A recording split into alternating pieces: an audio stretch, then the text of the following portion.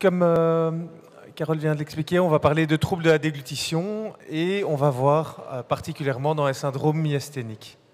Alors, je sais qu'on est plus proche du prochain repas, mais je vais vous demander de vous souvenir de ce que vous avez mangé à midi ou de vous souvenir de la sensation que vous avez eue quand vous avez mangé les délicieux financiers qu'il y avait ici.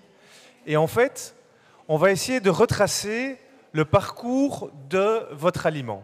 Alors, premièrement, ce que vous avez fait, l'aliment n'est pas arrivé directement dans votre bouche, vous l'avez pris et vous l'avez amené à votre bouche. Vous avez synchronisé votre main avec votre bouche et vous avez ouvert votre bouche. Ensuite, dans une première phase qu'on va appeler la phase préparatoire, vous avez mastiqué, vous avez mélangé l'aliment à votre salive et vous avez formé ce qu'on va appeler un bolus qui va être prêt à être avalé.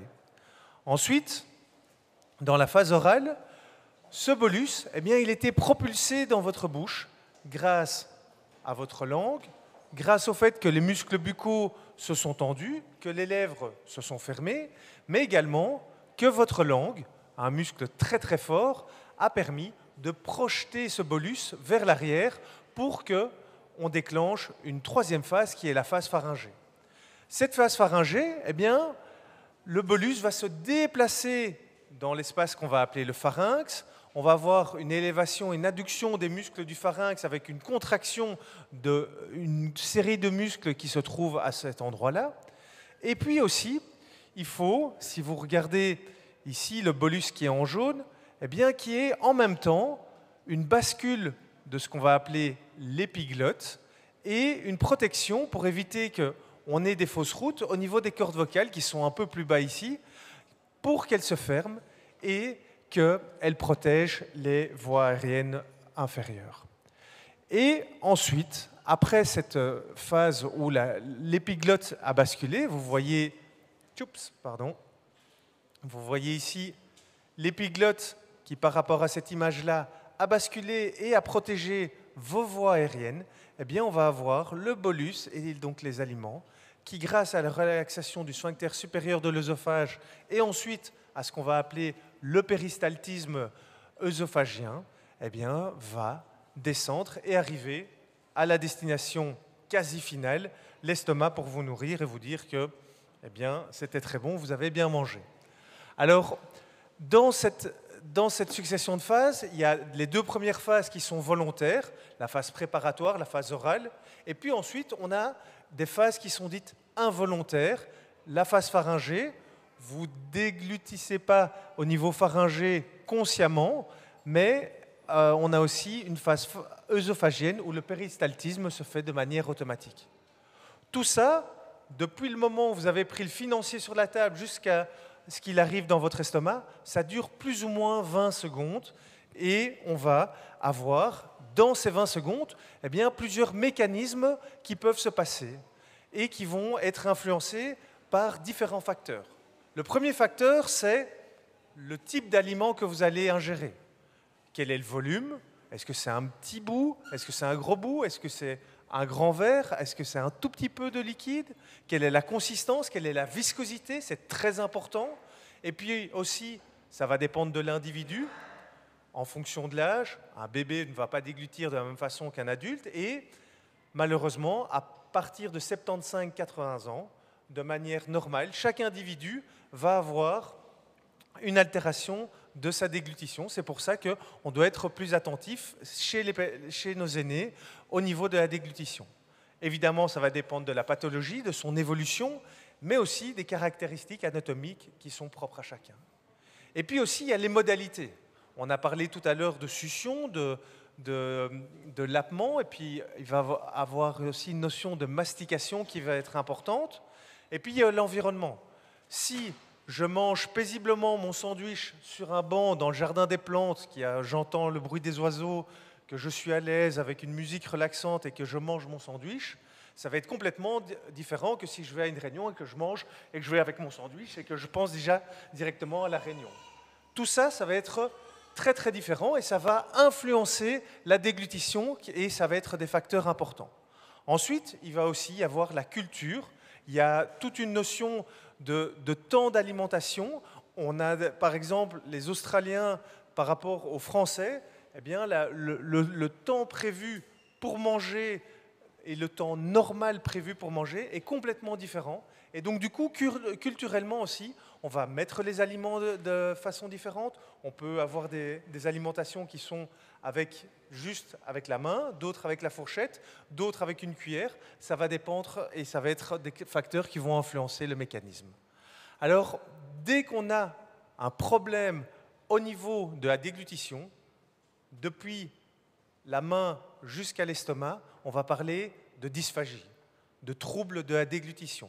Ces troubles, ça peut être des difficultés à mastiquer, ça peut être un bavage, ça peut être les aliments qui ressortent par le nez, on va parler de reflux nasal, ça peut être une pénétration au niveau pharyngé, et puis aussi ça peut être ce qu'on va appeler des fausses routes. Les fausses routes, ça peut être juste une petite pénétration, ou ça peut aller jusqu'à l'aspiration qui va créer une inhalation, et donc du coup des risques potentiels au niveau respiratoire.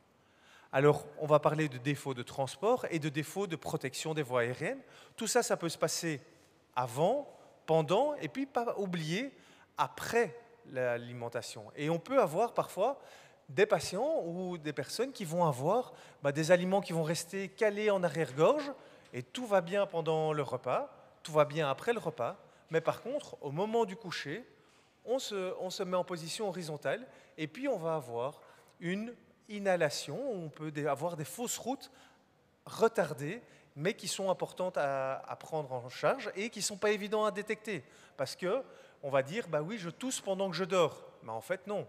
Vous toussez parce que vous avez mangé, vous avez quelque chose qui est resté coincé, et quand vous êtes mis à une position horizontale, que vous êtes relâché, eh bien, il y a eu une fausse déglutition.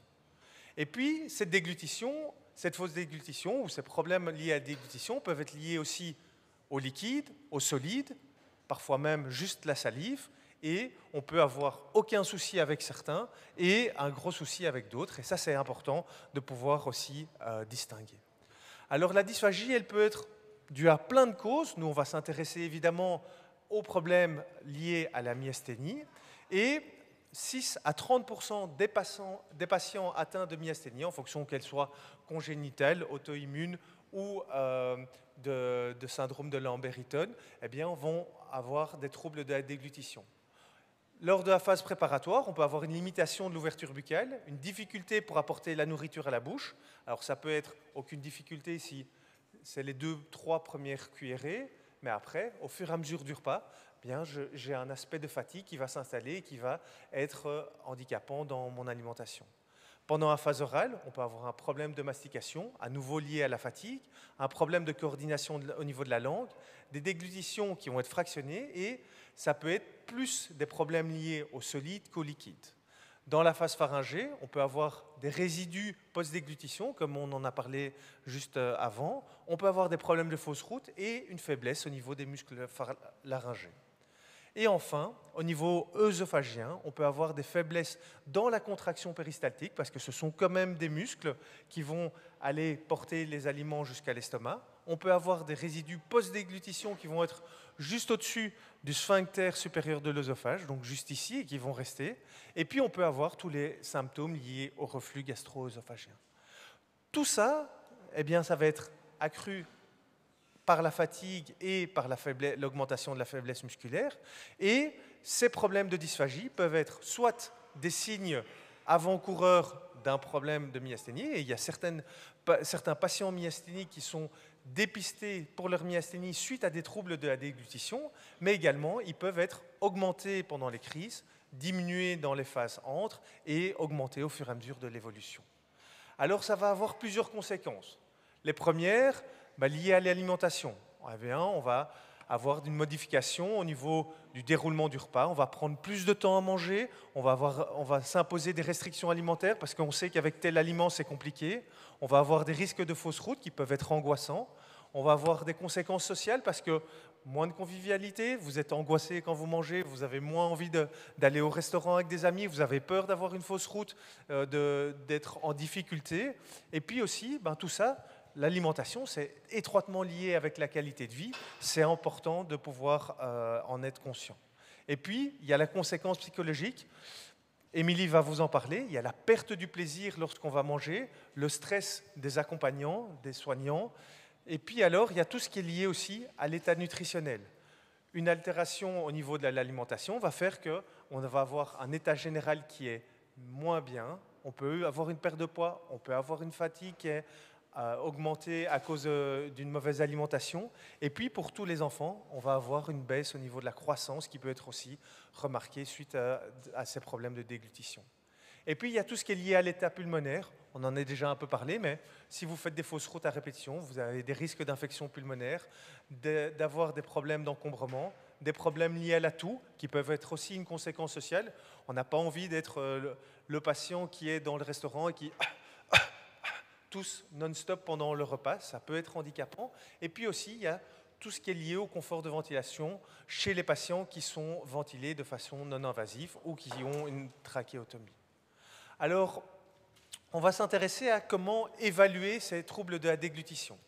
Le but de cette évaluation, ça va être d'identifier, mais aussi de déterminer la sévérité et la progression de la dysphagie, adapter les stratégies de prévention ou de thérapeutique, quantifier l'efficacité du traitement, et puis aussi, c'est un outil pour la recherche qui est important. Dans les outils d'évaluation, on peut avoir des outils qui sont liés au dépistage, au diagnostic et voir évaluer la réponse au traitement. Nous, on va s'intéresser principalement à tout ce qui est dépistage et pour rappel, le dépistage est important pour mener un diagnostic. Souvent, les outils sont utilisés juste en dépistage et ne font pas le diagnostic dans la déglutition. Alors, on peut classifier les différents outils en 3 catégories. On ne va pas pouvoir rentrer malheureusement dans les détails dans cette présentation, mais il y a les évaluations au chevet du patient, les questionnaires et les évaluations instrumentales. Dans les questionnaires, il y a par exemple le HIT-10, peut-être que vous en avez déjà entendu parler. C'est un questionnaire qui est développé par Nestlé et qui, sur 10 questions, le HIT-10, va s'intéresser à l'alimentation. Et sur chacune des questions, vous pouvez coter le score en fonction de la réponse appropriée et de la sévérité. Un autre outil qui est très intéressant dans les pathologies neuromusculaires et donc dans les syndromes myasthéniques, c'est le Sydney-Swallow questionnaire. Alors c'est un questionnaire qui est composé de 17 questions et qui va permettre de dépister chez les patients neuromusculaires les problèmes de déglutition.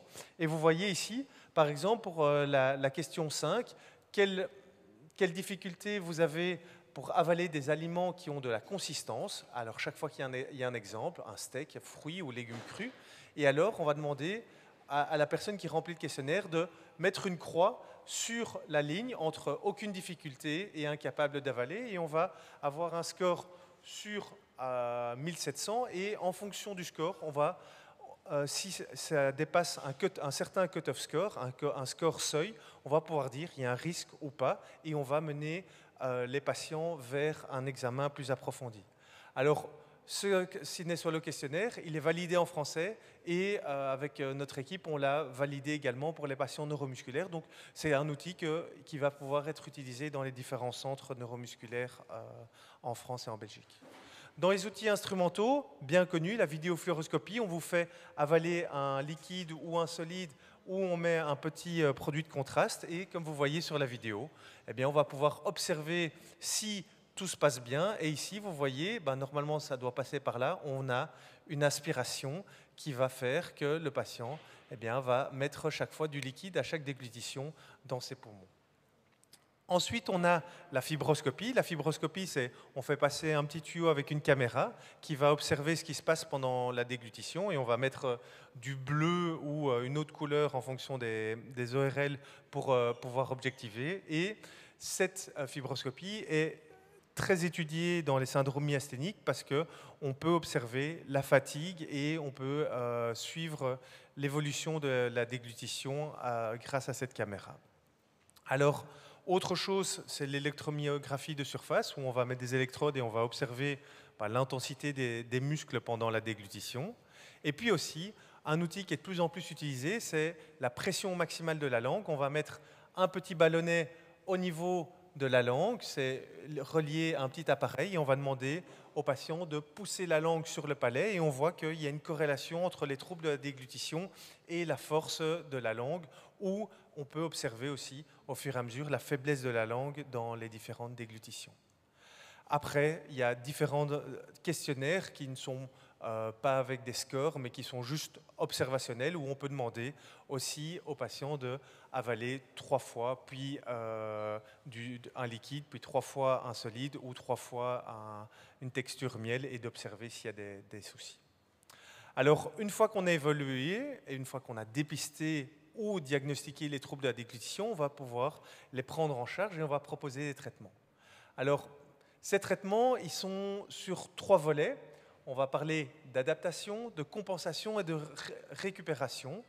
Pour l'adaptation, on va parler plutôt de stratégie. On va mettre en place des comportements d'adaptation chez le patient, et l'avantage de ces stratégies d'adaptation, c'est que ça représente peu d'efforts, pas de fatigue, et c'est souvent rapide. C'est simplement, je vous dis, ok, pour manger, au lieu de tenir votre fourchette comme ça, vous allez la tenir comme ça, et ça sera plus facile. C'est un exemple, mais donc c'est assez facile à mettre en place. Après, dans la compensation, on va mettre des manœuvres et des postures qui vont être à apprendre via l'éducation thérapeutique et qui vont être un peu plus contraignantes, mais qui vont avoir peut-être un effet plus à long terme. Et puis après, il y a tout le phénomène de récupération via la rééducation, avec des exercices spécifiques qui vont être faits soit par les kinés, soit par les logopèdes, soit via les autres membres de l'équipe pluridisciplinaire, qui vont représenter peut-être plus d'efforts et de fatigue, mais qui vont avoir un potentiel plus sur le long terme et qui vont être efficaces peut-être sur d'autres symptômes. Alors, au niveau des traitements, ici, Émilie aussi détaillera un peu plus dans sa présentation. On va avoir les exemples d'adaptation des consistances, où on peut épaissir, on peut changer en fonction de ce qui passe ou de ce qui ne passe pas chez le patient. Il y a des techniques posturales, les techniques de désencombrement qui sont utilisées notamment, principalement en kinésithérapie respiratoire. Il y a tous les exercices de logopédie et d'orthophonie. Je vais vous montrer 2-3 exemples.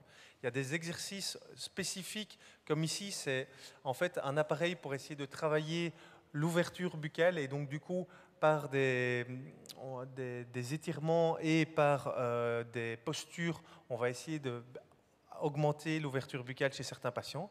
Et puis aussi, il y a toute la modification des positions durant leur repas. Vous regarderez tous pendant que vous mangez tout à l'heure, et on regardera si les positions sont correctes. On fera le petit exercice. Alors, au niveau du traitement, ici, c'est tous des exercices qui peuvent être proposés soit par les kinés, soit par les logopèdes, mais il y a sortir la langue, essayer de faire des grimaces, essayer de stimuler. Parfois, il y a des problèmes au niveau sensoriel. On peut stimuler avec une brosse à dents, stimuler avec le doigt, et puis bien faire sentir au niveau des muscles.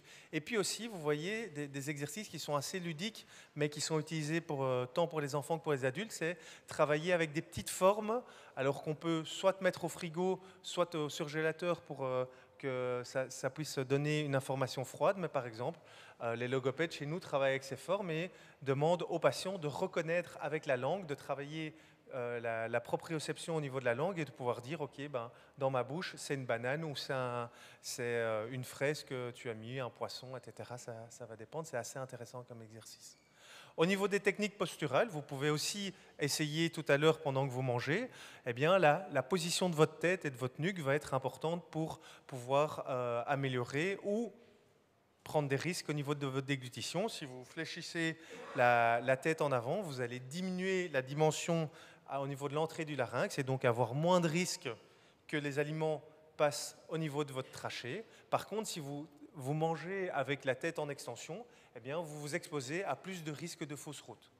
Si vous avez des problèmes de stase au niveau de votre larynx ou de votre pharynx, eh bien, de travailler en inclinaison, vous allez diriger le bol alimentaire au niveau d'un côté ou de l'autre. Et puis, même chose avec la rotation, vous allez favoriser le passage du bolus dans un sinus piriforme ou pas. On peut évidemment associer ces rotations et ces flexions. Alors, au niveau des traitements, et je vais finir là-dessus, c'est important de pouvoir travailler dans la thérapie au niveau de la prévention, au niveau des traitements des complications, mais je pense que tout ça, il faut le voir au niveau aussi global et travailler essentiellement au niveau de la qualité de vie. Émilie va parler du plaisir pour le repas, le plaisir lié à l'alimentation. Et tout ça, en fait, ça va être notre rôle en tant que thérapeute, de pouvoir diminuer le risque, diminuer les complications, mais surtout travailler en formant parfois le patient, mais la famille et les accompagnants pour essayer que le repas améliore un maximum la qualité de vie et que la déglutition soit un plaisir et que tout se passe bien. Merci beaucoup pour votre attention et je passe la parole à Émilie. Alors bonjour à tous. Alors oui, moi je vais essayer d'aller assez rapidement parce qu'on a tous un petit peu faim là, mais justement je veux donc après cette conférence très intéressante de Nicolas qui vous a expliqué un petit peu tous les mécanismes de la dysphagie et tout l'impact que ça pouvait avoir sur votre qualité de vie. Moi, je voulais un petit peu parler plus en détail par rapport aux aliments, mais comment on peut réussir à conserver ce plaisir de table malgré tout ce que ça implique. Donc, je voulais revenir rapidement, donc je vais aller vite parce que Nicolas a déjà détaillé. Donc, moi, quand... Annie m'a demandé d'animer, faire une petite animation sur l'alimentation pour les syndromes myasthéniques. Je me suis un petit peu heurtée. C'était pour moi un peu un challenge de comment je vais pouvoir répondre à il y a des problématiques assez larges en fonction de la sévérité, des différents symptômes, etc. Donc j'espère que vous trouverez tous un petit peu d'informations dans ce que je vais vous dire, mais c'était pour moi un petit peu un challenge de répondre à cette invitation. Donc, selon les différentes justement, formes de myasthénie, on l'a vu, on peut retrouver donc une déglutition qui peut être parfois difficile, des fausses routes, un reflux par le nez ou des troubles de la mastication. Et aussi, donc, chez certains d'entre vous, peut-être, vous avez une corticothérapie qui, donc, à travers l'alimentation, va permettre de prévenir des effets secondaires de ce traitement. Et je vais un petit peu parler aussi de ce sujet-là. Et donc, je voulais revenir sur chacun de ces points. Donc, la déglutition, les fausses routes, ça peut provoquer pour certains d'entre vous une appréhension, un stress, une exclusion sociale, peut-être du coup ne pas aller au restaurant. Tout ça, c'est un frein au plaisir alimentaire. Les troubles de la mastication, un découragement, une lassitude, du coup, ne plus avoir ce désir de manger. La corticothérapie, donc, qui va impliquer d'être peut-être plus attentif à son alimentation, de changer ses habitudes, de se questionner, alors qu'est-ce que je peux manger en fait, du coup, et ça peut être aussi donc, une charge mentale supplémentaire de savoir comment préparer ses repas. Et donc, tout ça amène à la question, mais comment réussir... désolé, il manque le « i ». Comment réussir à conserver le plaisir de table ? Tout d'abord, là, je reviens sur le point de la dysphagie en particulier. Je voulais vous proposer quelques conseils diététiques. Je pense que la plupart d'entre vous, peut-être, les connaissent, mais voilà, c'est peut-être bien aussi de les rappeler. Par exemple, de mouiller les aliments qui sont secs avec des bouillons. Alors, les bouillons, ici, il y a précisé faible en sodium. Pourquoi ? Parce que souvent, dans les bouillons, on met des cubes. Et les cubes de bouillon, c'est très riche en sel. Et le sel, en soi, pour tout un chacun, c'est pas très bon. Et d'autant plus si on est sous corticothérapie, on le verra juste après. On peut aussi mouiller les aliments avec de la sauce, avec une matière grasse comme de la crème fraîche, du beurre, de la vinaigrette, de la soupe, du thé ou du lait. Tout ça, ça va faciliter la déglutition. Alors, il y a quelques aliments en fonction de vous, je pense que vous vous connaissez, qui peuvent être à éviter. Les aliments qui vont être solides, notamment tout ce qui est les fruits secs oléagineux, qui peuvent être difficiles à mastiquer, comme les viandes fibreuses ou dures, les légumes aussi crus, ou les aliments qui vont s'émietter, comme par exemple les biscottes ou un cake, un gâteau par exemple, ça fait très rapidement des miettes et ça peut provoquer des fausses routes. Du coup, ce qu'on peut proposer en conseil diététique, c'est d'adapter les recettes, donc de hacher, d'émincer, de mixer, d'écraser. Et on peut quand même, malgré tout ça, faire des très bonnes recettes en adaptant la texture, en fonction chacun, du coup, de quelles sont ses capacités à déglutir ou mastiquer. On va pouvoir aussi fractionner ses repas, peut-être faire des plus petits repas, de manger en plus petite quantité. mais du coup avec plusieurs repas dans la journée, pour quand même du coup avoir les calories nécessaires au bon fonctionnement de notre organisme et surtout prévenir de la dénutrition. Et enfin, on peut prendre aussi des petites bouchées bien espacées où on se concentre et qui vont permettre de mieux mastiquer. Certains d'entre vous peut-être sont sous corticothérapie, je ne sais pas combien dans la salle, si c'est plusieurs sont concernés. Bon, finalement, pas énormément, mais je vais passer rapidement, mais il y a des conseils diététiques, vous verrez, qui sont en fait applicables à beaucoup d'entre nous.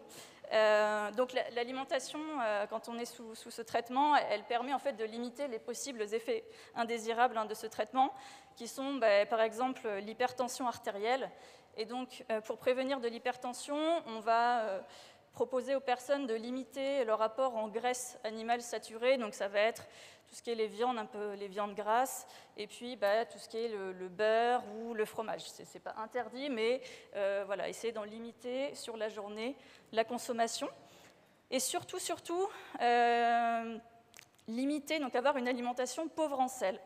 Et donc cette diapo, donc elle est importante pour ces personnes qui sont sur corticothérapie, mais aussi pour l'ensemble d'entre vous, parce que notamment on a montré que le sel, du moins une alimentation pauvre en sel, ça pouvait avoir un effet bénéfique aussi pour les maladies auto-immunes, donc que ce soit la myasthénie auto-immune, mais par exemple aussi la sclérose en plaques.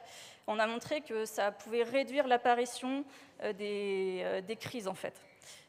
Donc c'est vraiment très intéressant de faire attention au sel que l'on mange. L'OMS, elle recommande qu'on ait une consommation qui est inférieure à 5 grammes par jour. Or, en moyenne, en France, on est plutôt à 10-12 grammes.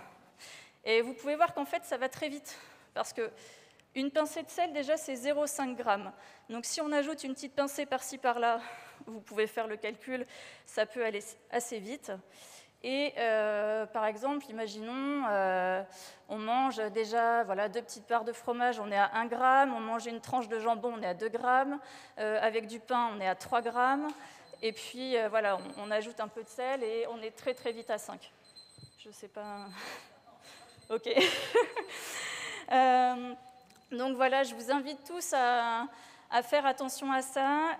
Donc les aliments étant les plus salés, vont être la charcuterie. Alors le cube de bouillon Knorr, si vous pouvez, évitez vraiment, c'est terrible. Les plats préparés, donc vous le verrez par la suite, essayez de faire votre cuisine vous-même, comme ça vous contrôlez ce qu'il y a dedans. Et puis voilà, bien sûr, après on va voir les gâteaux apéritifs qui sont assez salés avec les chips. Et donc comment donner du goût si on ne met pas de sel dans ces aliments? Alors il y a quand même il y a des solutions. Qui peuvent être au goût de chacun. Du coup, on peut ajouter un filet de citron, on peut ajouter donc du gomasio, qui est un ensemble, donc c'est un petit peu de sel de mer dans lequel il y a du sésame torréfié.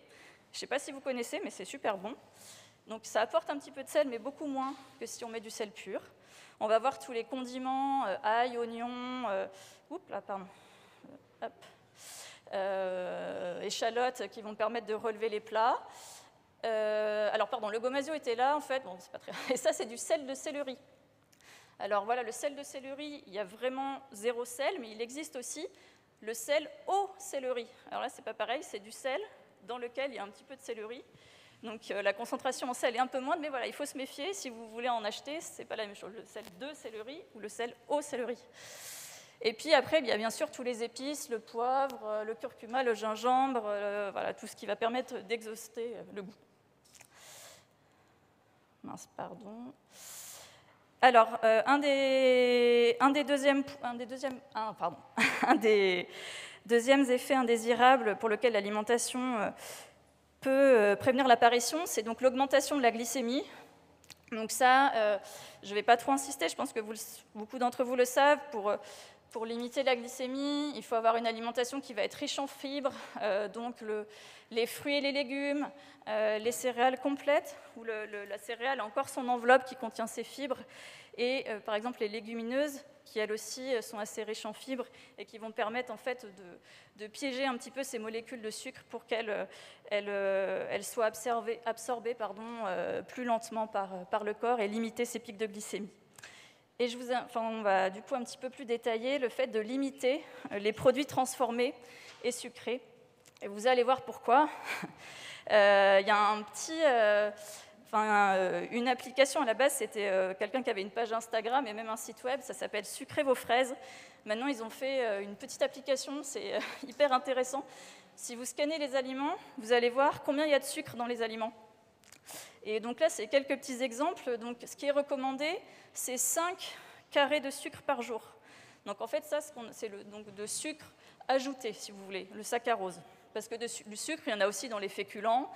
L'amidon est aussi un sucre complexe, mais là, on parle de sucre saccharose. Voilà, les recommandations, c'est 5 sucres. Et on peut voir, par exemple, que un yaourt bio, bon, on se dit le bio, c'est bon pour la santé, etc. Mais ça, c'est un yaourt à la vanille, par exemple, il y a déjà 3 sucres dedans. Par exemple, vous en mangez 2 par jour, vous êtes déjà au-dessus des recommandations. Vous voyez le Yop, bon, je ne les ai pas comptés là, mais c'est énorme. Ici, le chocolat poulain, bon, ok, on ne mange pas toute la boîte en une fois, mais quand même, il y a une montagne de sucre. Les nectars de fruits, c'est terrible, les nectars de fruits. Et les céréales fitness, on pense que c'est pour le régime. Non, c'est très sucré. Parfois, c'est même plus sucré que les céréales pour enfants. Bon, voilà, juste pour vous faire réfléchir à tout ça. Et si vous êtes curieux, téléchargez l'application et regardez. Donc très rapidement, la corticothérapie, il faut faire attention aussi au risque majoré d'ostéoporose. Donc pour ça, favoriser les aliments qui sont riches en calcium, le yaourt, le fromage, donc on a dit avec modération, mais quand même conserver une petite portion par jour. La vitamine D, qui peut être apportée par l'alimentation dans les poissons notamment, mais surtout, voilà, c'est à travers le soleil, donc c'est important quand même de faire un dosage sérique et une supplémentation, mais je pense que les médecins en général vous suivent sur ce sujet-là. L'hypokaliémie, c'est la concentration de potassium. Elle peut être basse sous corticothérapie. Donc vous avez ici par exemple des aliments qui sont riches en potassium pour contrer un peu tout ça. Donc on va voir sur les abricots secs par exemple, les tomates, les légumineuses, les bananes, les pommes de terre. Tout ça, ça permet d'apporter du potassium. Hop. Et enfin, le dernier point, bon, voilà, ça peut favoriser une prise de poids. Tout ça, une alimentation saine, on va voir mes petits conseils à la fin, mais bon, c'est surtout une activité physique adaptée en fonction de votre fatigue sur le moment. Je pense que ce n'est pas toujours facile pour vous, et d'avoir une alimentation saine pour éviter cette prise de poids. Donc on en revient quand même toujours à cette question, tout ce qu'on a vu, c'est quand même un petit peu des contraintes. Donc voilà, comment faire, comment réussir à trouver des menus, et puis qu'est-ce que c'est le plaisir de table? Alors justement, on aurait été moins nombreux, on aurait pu faire un petit brainstorming pour vous me citiez ce que c'était pour vous le plaisir, mais là on n'a pas le temps ce soir. Donc le plaisir, c'est quoi? C'est des plats, pour moi, que l'on aime. Sinon on n'a pas de plaisir si on n'aime pas ce qu'on mange. Il faut que ça ait quand même du goût, que ce soit coloré, joliment présenté. S'il y a de la convivialité, c'est mieux. Du partage, et puis le plaisir, ça ouvre à l'appétit. Ça permet de manger quand même, de finir son repas, et du coup, c'est hyper important, surtout quand on a peut-être des formes un petit peu sévères, où il y a de la fatigabilité, il y a peut-être des douleurs à la prise du repas, et donc la dénutrition parfois, on peut tendre vers une dénutrition, donc conserver ce plaisir, c'est vraiment très important pour prévenir de la dénutrition. Et du coup, je voulais terminer sur quelques conseils pour justement essayer de conserver ce plaisir tout en ayant une alimentation saine. Donc voilà, pour moi, ce qui est...